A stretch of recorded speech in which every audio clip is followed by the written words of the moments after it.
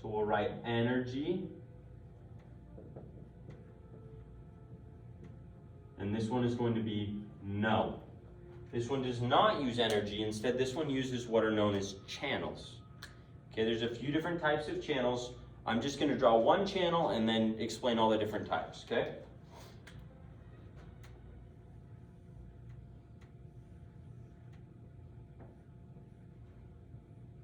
Okay, so here's the cell membrane, here's your channel, okay? Let's say this is the ICF, intracellular fluid, this is the ECF, extracellular fluid. Now we have to remember that molecules always want to go from an area of high concentration to low concentration. This is called direction, okay? It's called the chemical gradient. Whether it's potassium, sodium, calcium, magnesium, they always want to go from high to low.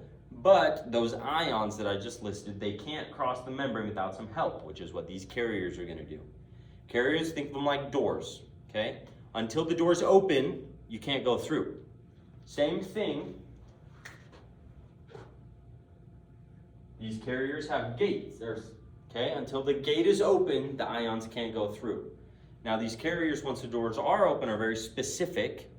Only certain ions can pass through, but we'll talk about that in a second. The first carrier that we want to talk about, is what's called as leak channel. Okay, all of these few that we're going to talk about right now are channels. A leak channel is exactly what it sounds like. When the door opens, it'll just open randomly, stuff will go through, it'll close, stuff will stop going through, rinse and repeat, okay? One of the most common leak channels is a potassium leak channel. That means only potassium can go through once this door is open.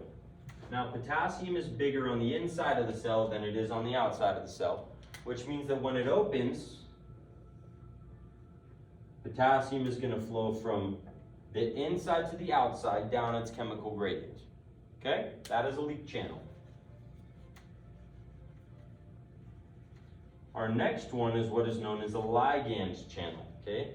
A ligand-gated channel has a little binding site off to the side, and this is going to be closed until a ligand or another molecule comes and binds to it. Think of it like you go home, your door's locked, you can't get in until you put your key in, unlock the door. The ligand unlocks the channel, which allows for stuff to go through. Okay?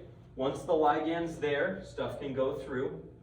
When the ligand's gone, stuff cannot go through. Now here's where we encounter something known as competition. Competition is when something blocks the binding site. Okay, going back to our door analogy, if I come to your house, your door's locked, if I stick my key in your door, I'm not going to be able to open your door, but you're not going to be able to put your key in until you take mine out. Does that make sense? That is competition. Moving on now, that's a ligand-gated channel. Now we're going to do what's known as a mechanically gated channel. A mechanical gated channel responds to a stimulus. It could be touch, it could be temperature, a bunch of different things, but depending on the channel. But as soon as that stimulus occurs, then the channel opens and the ions go through, okay? That is a mechanically gated channel. So what we've talked about ligand, we've talked about mechanical, we've talked about a leak channel. Now we have to talk about what's known as a voltage gated channel. On the inside and on the outside of your cell, there's a charge. The inside is usually charged negatively, okay? Once the charge changes enough, once it hits a new point, it's called depolarization. Once it becomes positive enough, then the gate opens, ions flow through. It's basically just the start. Like when you jump start your car, you give it just a little shock. You can kind of think of it as the same thing. Now with all channels, you have competition. You also have something called saturation. Saturation is when it gets kind of clogged. Okay, the channel opens, so many ions try to go through that it gets really slow. It's like when everybody leaves class at the same time and you're all trying to get through the door. You might have to go one or two at a time and it kind of slows. Everyone in the back is just kind of shuffling along. Same thing happens with the channels. They get saturated, things can't flow through as quickly. Okay? Those are your channels.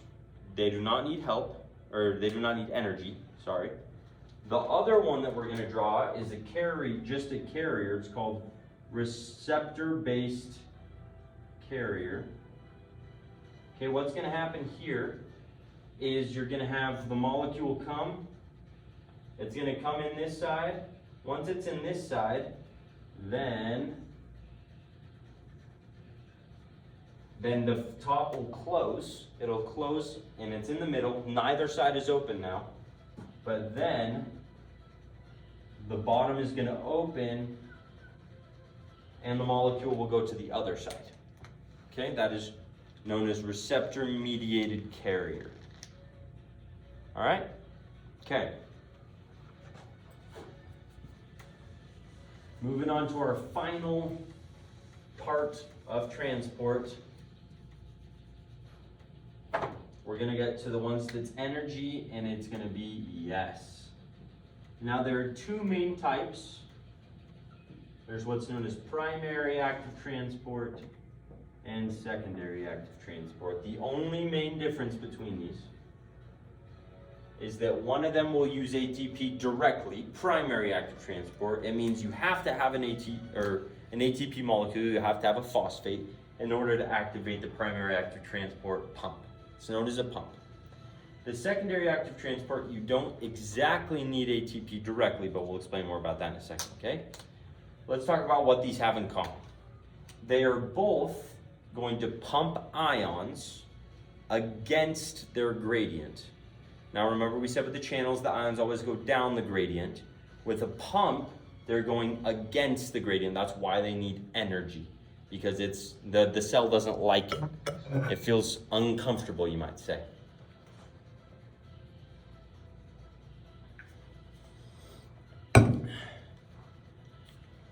Pump means that it's going to pump, they both pump against the gradient. They both use energy, but in different ways, okay?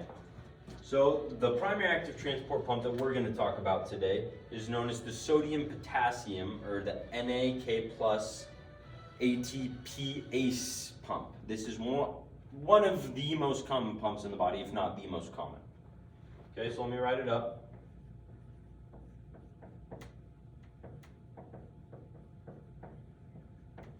This pump is going to pump 3 sodium outside of the cell and 2 potassium inside of the cell. Okay, so it's pumping them against their concentrations. It's making sodium greater outside the cell, potassium greater inside the cell. This pump has what's known as 2 conformations, 2 settings, you might say. One is E1, one is E2. E1 is when the sodium is binding. E2 is when the potassium is binding. You can have certain drugs and stuff that can inhibit the E1 or the E2 part of the pump, and that screws a bunch of stuff up. But that's primary active transport, okay? Needs ATP directly, pumps against the gradient. Now, let's say you have your primary active transport, it's pumping ions against the gradient, making the concentration gradient bigger. That concentration gradient is going to get so big that it is going to power the secondary active transport. Also a pump, also going to pump stuff against its gradient, but it does so thanks to the gradient produced by primary active transport. If you inhibit the primary active transport, the secondary active transport can no longer function. Okay? With primary active transport and secondary active transport, and I guess the channels as well, you have a few different, as far as directions go, you have a few different names. You have symport, which means you have 2 ions traveling through, both in the same direction. You have an antiport, which is one traveling one way, one traveling the other way, and you have a uniport, which means only one ion is going through. That sums up our transport. Today we talked about homeostasis, osmosis, and transport. Hopefully it all made sense. Hopefully it wasn't too long. Thank you guys so much for coming. Have a great night.